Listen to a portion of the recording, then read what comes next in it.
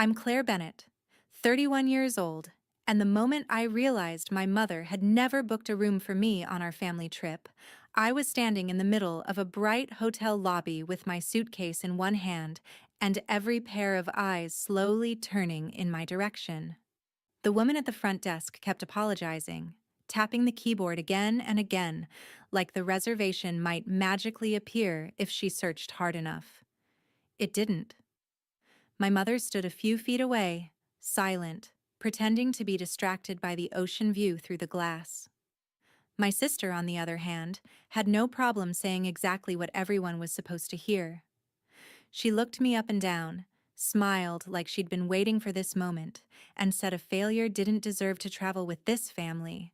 Not a room, not a seat at dinner, not even the basic courtesy of being treated like I belonged there. And the worst part was, none of them looked surprised. That was when I understood this hadn't been some last-minute mistake or booking error. It had been planned. I had been invited just far enough to be humiliated in public. The strange thing is, I didn't cry. I didn't beg. I didn't even raise my voice. I just looked at her, then at my mother, and said, "Then I'll leave." The silence that followed felt so sharp it could cut glass. Nobody moved. Nobody stopped me. But the second I turned and walked out of that hotel, something shifted. Because what they thought was the moment they finally put me in my place was actually the moment everything they had built started to come apart. Before I tell you what happened after I walked out of that lobby, tell me this. Have you ever had a family member smile in your face while setting you up to be humiliated?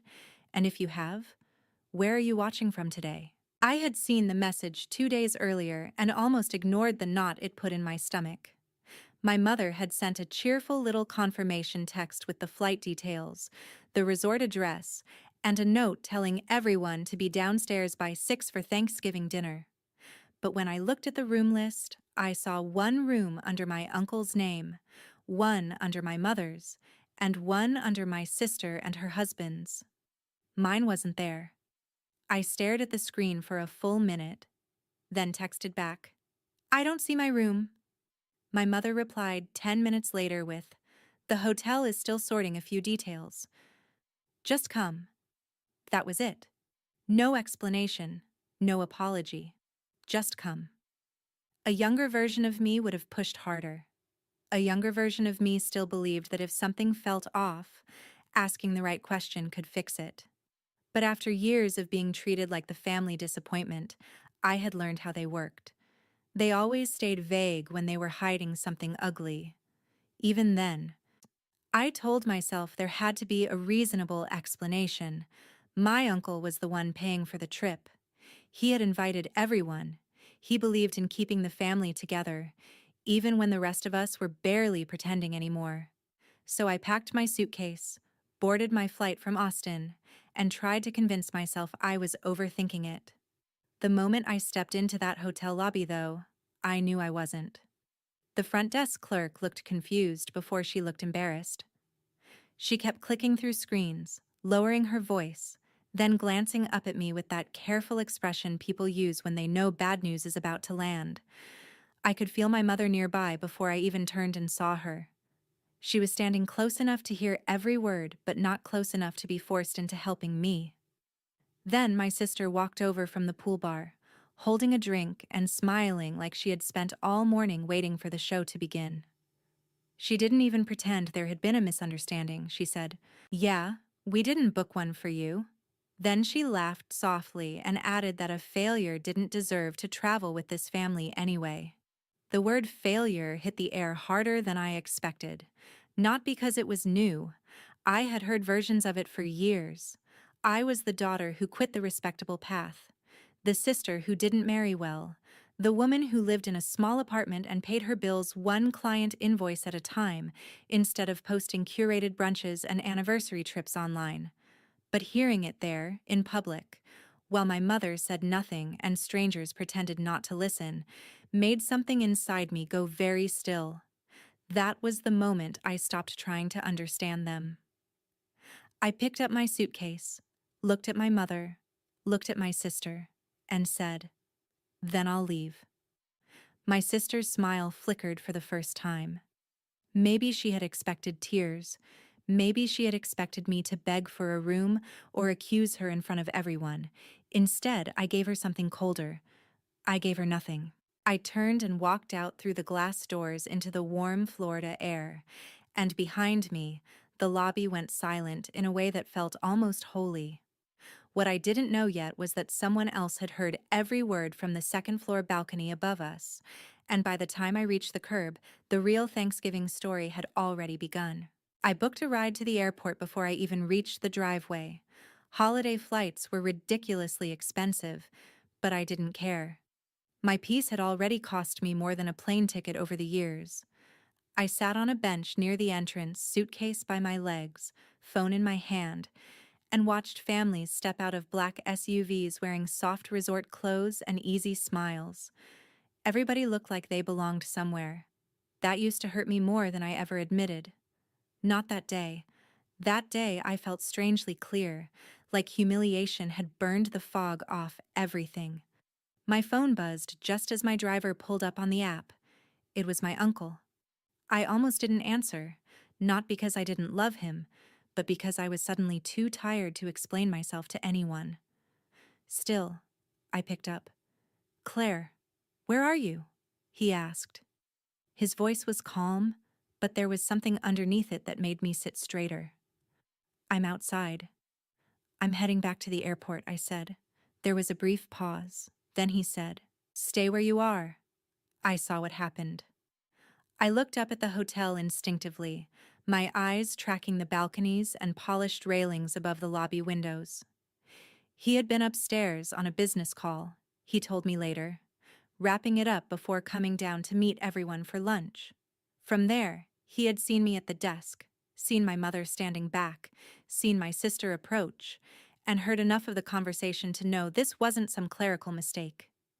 He came outside less than 3 minutes later, still in the linen blazer he wore when he wanted to look relaxed and successful at the same time. He sat beside me on the bench without saying much at first.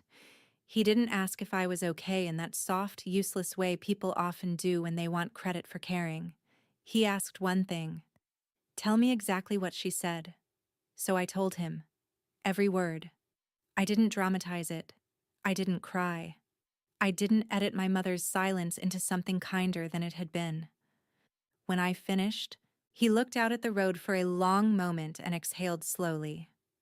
Then he said something I will probably remember for the rest of my life. People who build their whole image on borrowed money always panic in front of someone who still has dignity without it. I turned toward him, but he was still staring ahead. "I'm sorry," I said, because I knew he had wanted this trip to feel like family. He finally looked at me then. "Don't apologize for someone else's cruelty," he said. Then he pulled out his phone, made 2 calls, and changed the course of the next 48 hours with the kind of quiet authority that doesn't need to raise its voice. First, he booked me a room at the same resort, on the same floor as the others. Then he asked me to come to Thanksgiving dinner the next evening exactly as planned. I told him I didn't want a confrontation. He gave me the faintest smile and said, "Good. Neither do I." What he wanted, I realized, was something much worse for the people who had humiliated me. He wanted consequences. By the time I checked into my room that evening, my phone had already started lighting up. My mother called twice. My sister sent a text that said, "Are you seriously trying to make this a bigger deal than it is?"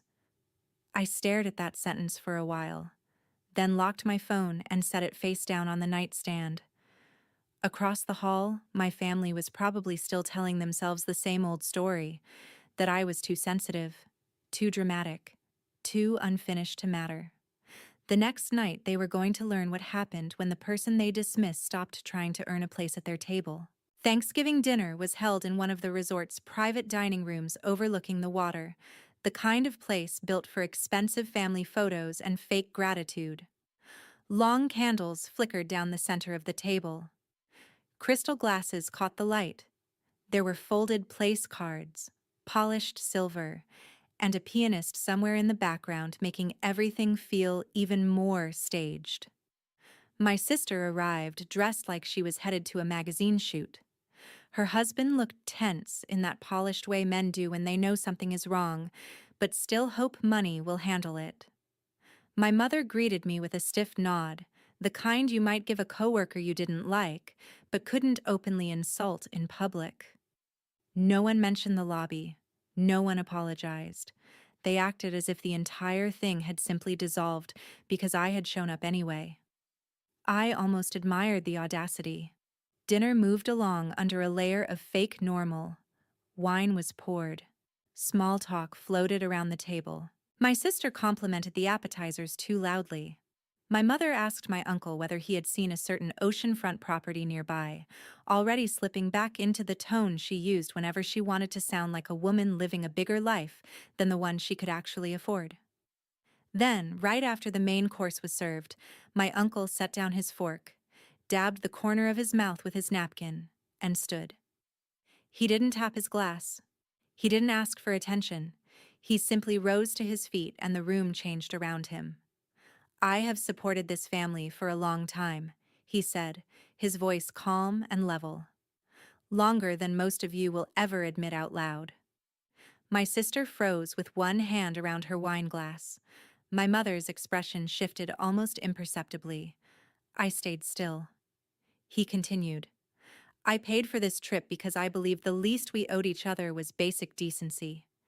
Instead, I watched one member of this family be humiliated in a hotel lobby over a room that should have been waiting for her all along. He turned and looked directly at my sister. She opened her mouth, probably to say she had been joking or misunderstood or pushed too far by stress. He stopped her with a glance. No, he said. You were not joking. You were performing status at someone else's expense. The silence after that was so complete I could hear cutlery clink in the kitchen outside the door. Then he reached into his jacket, took out a folded paper, and said, Since clarity seems overdue, let me be clear. Effective immediately, all discretionary financial support I have been providing to this family ends today. My mother whispered his name like a warning. He ignored her. Monthly transfers stop. The supplemental tuition payments for your daughter's private school stop. The housing assistance arrangement I agreed to back in 2021 will not be renewed or extended in any form. If you want your lifestyle to continue, you may fund it yourselves. My sister went white so fast it was almost shocking. Her husband finally spoke, but his voice cracked on the first word. Sir, maybe we should discuss this privately. My uncle looked at him without blinking. Was her treatment of Claire private? He asked. Or was it public enough for the hotel staff and half the lobby to hear? That shut him up. My mother tried next. She leaned forward and said in a tight, shaking voice, This is extreme. It was a misunderstanding. No, my uncle replied. A misunderstanding is when truth gets lost. Yesterday I heard the truth very clearly. Then he said the one thing that truly broke the illusion. The people at this table have confused support with entitlement for years. Worse, you have mistaken borrowed comfort for personal superiority.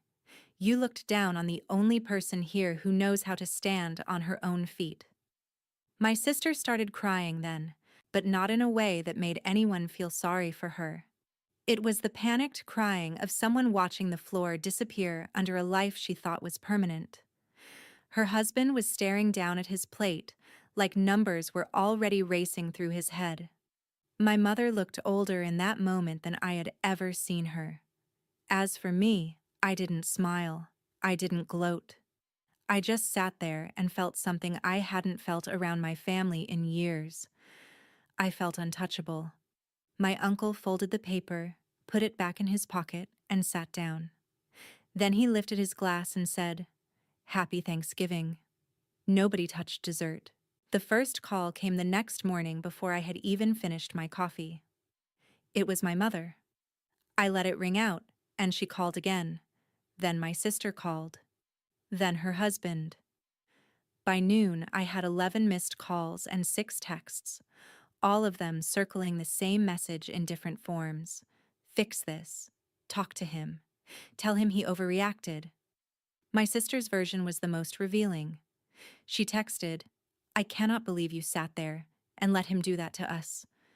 I read it twice and almost laughed. Let him do that to us.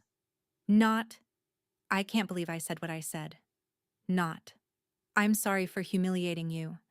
Just raw outrage that the consequences had arrived faster than she expected.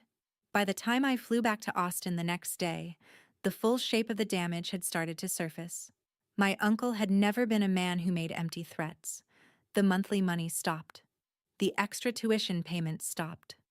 More importantly, the backup financial support he had quietly provided during their home purchase years earlier was no longer available to reassure the bank if things got tight. Suddenly, the house my sister had flaunted online looked less like proof of success and more like a very expensive trap. Her husband emailed me 4 days later. It was the first honest thing anyone in that branch of the family had sent me in years. He wrote that they were in trouble. He wrote that they had structured too much of their life around money they had started treating as permanent. He wrote that my sister was panicking and that the bank had begun asking questions he wasn't prepared to answer. He ended by asking whether I thought my uncle would reconsider if enough time passed. I didn't respond. My mother tried a different strategy. First, she called angry, accusing me of turning my uncle against the family. Then, when that failed, she called sad. She cried into the phone and said my sister wasn't sleeping, that her daughter was confused, that the stress was putting pressure on everyone.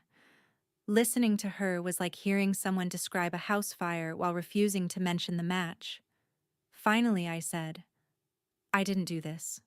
She answered with a silence that told me she knew I was right and hated me for being right more than she had ever hated me for being a so-called failure. 2 weeks later, I learned my niece was being pulled from private school at the end of the term. The monthly payment had been one of the many beautiful lies holding that image together. My sister's social media went quiet almost overnight. No more brunch photos, no more smiling holiday reels, no more captions about gratitude and blessings and family. It was strange how quickly luxury disappeared when it had never really belonged to the person displaying it. My mother left me a voicemail late one Friday that I still remember almost word for word. "Natalie is falling apart, Claire. Please. If not for me, then for the little girl." I listened to it sitting at my kitchen counter after finishing a client revision, and for a brief second I felt the old reflex rise in me. That old trained instinct to rescue, smooth things over, be the easier daughter, the quieter sister, the one who swallowed the insult so everyone else could keep calling themselves close. Then I thought about the lobby. I thought about the front desk clerk lowering her eyes. I thought about my mother saying nothing while my sister declared I didn't deserve a room, a dinner, a place. So I called back and said the only true thing there was to say. I can't fix something I didn't break. My mother inhaled sharply like she had been slapped, but I wasn't cruel. I was finished. And there is a difference. Over the next month, more cracks appeared. My sister and her husband started fighting openly enough that other relatives heard about it. The house might need to be refinanced, maybe sold. Credit card balances that had once looked manageable under the glow of constant support now looked terrifying under real light.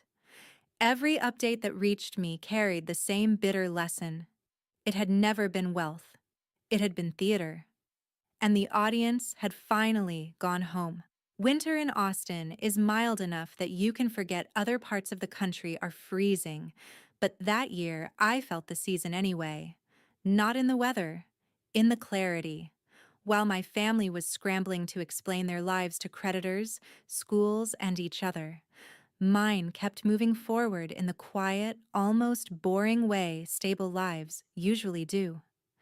I signed a long-term contract with a software startup that needed ongoing content strategy work. Another client expanded my role after a campaign performed better than expected. For the first time in a long time, my income stopped feeling like a cliff edge and started feeling like a structure. Not glamorous, not flashy, just real. I updated my spreadsheet one Sunday afternoon with a cup of coffee beside me and realized I had crossed a number I used to daydream about hitting. Nobody applauded. Nobody posted it. Nobody knew except me. And somehow that made it feel even more solid. My uncle called a few times that winter, never to gossip, never to ask me to pick sides. He mostly asked about work, my apartment, whether I was sleeping enough, whether I had started thinking bigger about what I wanted next. One afternoon he said, "You know what? Your sister never understood. She thought success was whatever made strangers envy you fastest." I let that sit between us. Then he added, "But real success is what still stands after the applause leaves." Around the same time, bits of news about my family kept filtering in. My niece had transferred to public school. My sister hated that more for the appearance of it than for the change itself, which told me she still had not fully learned the lesson. Her husband was trying to renegotiate their mortgage or at least buy time. My mother had downsized and was now living in a smaller place with none of the easy comforts she used to treat as normal. Every now and then, she sent me awkward messages that circled around accountability without landing on it. Things like, "I see some things differently now," or, "Life has a way of humbling people." I noticed she still struggled to say the one sentence that mattered most. I was wrong. As for my sister, months passed before I heard directly from her. In that silence, I finally understood something I should have learned years earlier. The opposite of love in families is not always hatred. Sometimes it is usefulness. As long as they could use me as the less successful daughter, the cautionary tale, the one who made everyone else feel more complete, they kept me close enough to compare and far enough to dismiss. But the minute I refused the role, the entire balance shifted. They lost more than their money that Thanksgiving. They lost their mirror. And once that happened, they had no choice but to look at themselves. I wish I could say that realization made me sad. Mostly, it made me free, because the same family who had once treated me like proof of failure were now being forced into the kind of ordinary, accountable life I had been building all along, paying attention to budgets, making choices based on reality, living without a wealthy safety net to absorb every bad habit. They called that life embarrassing when it was mine. Suddenly, it was called maturity when it became theirs. That was almost funny. Almost. By early spring, I had started looking at flights again, not because I needed to prove anything, not because I wanted a dramatic full circle moment, just because I could. There is a special kind of peace in knowing you can leave, arrive, stay, or walk away on your own terms. I hadn't just survived that Thanksgiving. I had stepped out of a lie and into a life that finally felt like it belonged entirely to me. The message from my sister came on a Tuesday night while I was boiling pasta and listening to a podcast with one earbud in. It was not a call, which told me she still didn't trust herself to hear my voice. It was not an email either, which meant it had taken more courage than her polished, formal messages usually did. It was a simple text. "I've been thinking about what I said at the hotel. I know sorry doesn't undo it, but I've thought about it every day since." I stood there in my kitchen, wooden spoon in hand, reading those words while steam rose from the stove. Months earlier, I would have imagined that moment differently. Bigger. Sharper. Maybe I would have pictured myself writing back something perfect and devastating, something that cut with the same precision she had used on me. But revenge, I had learned, is not always at its most satisfying when it is loud. Sometimes the deepest revenge is letting people live long enough to understand exactly what they destroyed with their own hands. I typed one reply. "I know." Then I put the phone down and finished making dinner. That was all. Not because what she did was small, not because I had magically healed, and certainly not because one text restored trust that had been damaged over years, not minutes. I replied that way because I no longer needed her pain to prove my worth.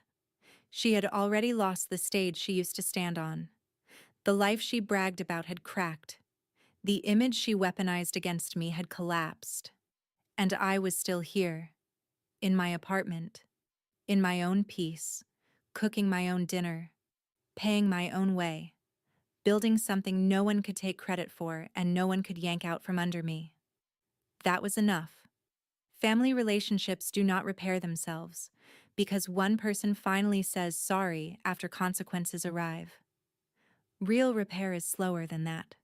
It takes truth. It takes changed behavior. It takes the humility to stop rewriting the past in a way that flatters the people who caused the damage. I did not know yet whether my sister was capable of that kind of change. I did not know whether my mother would ever fully admit what her silence had cost me. But for the first time in my life, I understood that I did not have to wait for them to become better people before allowing myself to feel whole. And that was the real ending they never saw coming. They thought power meant deciding who belonged, who got invited, who got a room, who deserved to sit at the table. But the truth is, people only have that kind of power over you as long as you keep begging them to use it kindly. The second you stop, the whole structure starts to rot from the inside. If there is one lesson in everything that happened, it is this. A family that measures human worth by money, image, marriage, or status will eventually destroy itself from the inside out. But a person who learns to live with dignity, discipline, and self-respect can survive even the cruelest rejection and come out stronger on the other side. That matters beyond one holiday or one argument. It matters in homes, in friendships, in the way we raise children, and in the values we reward as a community. If you teach people that appearances matter more than character, they will grow up performing instead of becoming. If you teach them that comfort is more important than accountability, they will collapse the first time life gets real. But if you teach them to stand on their own feet, to respect others even when they feel superior, and to never confuse financial dependence with personal value, you give them something far more lasting than luxury. You give them a foundation. My old gray suitcase still sits in the back of my closet. It is cheap, a little scratched, and nothing about it looks impressive. I love it for that, because the last time I wheeled it through a hotel lobby, someone told me I didn't deserve to travel with the family. Next time I take it out, I'll be going somewhere I chose, on a ticket I bought, to a room no one can take from me. And that, to me, sounds a lot more like success than anything my sister ever posted online.